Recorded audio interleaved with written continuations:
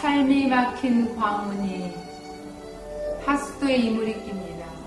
조금 끼었을 때는 불편함이 없고 물이 내려가는데 차질이 없기 때문에 무심코 그냥 놔두기도 합니다.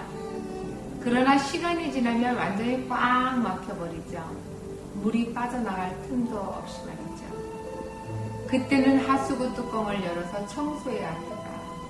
그렇지 않으면 물이 내려가지 않고 금세 화장실에 물이 차게 되죠. 병도 마찬가지입니다.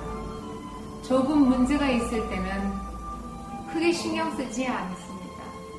생활에 별 지장이 없기 때문이죠. 그러나 금세 작은 문제들이 쌓여서 생활을 꽉 막아버립니다.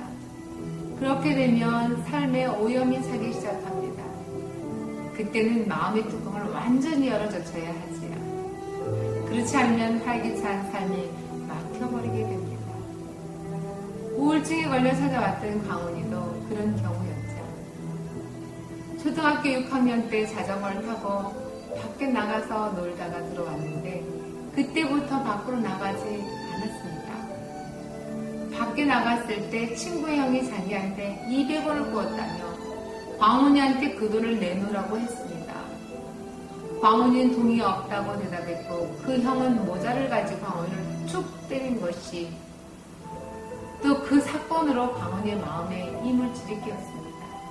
그리고 점점 이물들이 끼기 시작하더니 마음이 완전히 막혀버렸습니다.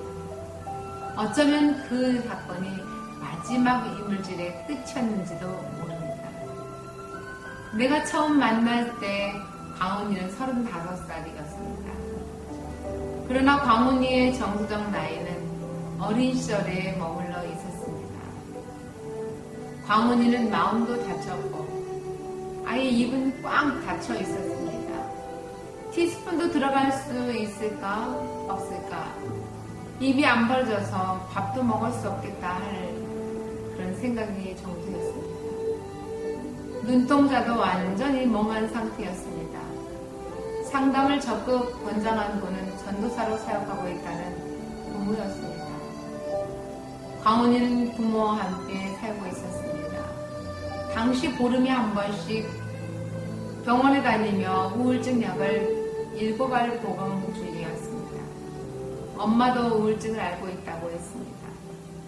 나는 마지막 걸려서 막힌 이물질을 제거해야 된다고 생각하고 즉석에서 역할극을 했습니다. 부모가 달라던 돈을 달라던 형 역할을 할 것을 부탁했고요. 광훈아, 네가 200원 꾼 것을 내놔. 안 주면 가만두지 않을 거야. 빨리 줘라 하며 상황을 재현시켰습니다.